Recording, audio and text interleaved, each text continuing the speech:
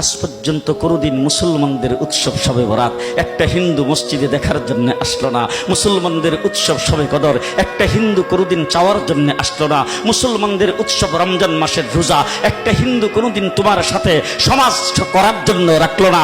একটা হিন্দু কোনোদিন তোমার ঈদের নামাজে আসলো না। একটা হিন্দু কোনোদিন তোমার সাথে জুমার নামাজে অংশগ্রহণ করলো না, তোমাকে দেখার জন্য পর্যন্ত আসলো না। তার কারণ হলো হিন্দুরা মনে করে এটা মুসলমানের উৎসব, আর তুমি মুসলমান হইয়া হিন্দুর দুর্গা পূজায় কিভাবে গেলা? তোমার কি হয়ে গেল? তোমার কি লজ্জা শরম তুমি ধুয়ে ফেলে দিয়েছো? তোমার কি কোনো লজ্জা শরম নাই?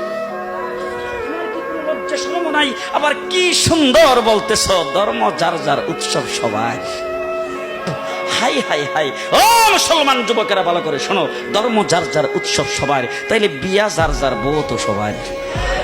জি, বিয়ে যার যার বউ সবার, পুষ্কুনি যার যার মাস সবার, গাছ যার যার ফল সবার, ক্ষেত যার যার ফসল সবার, দোকান যার যার মাল সবার।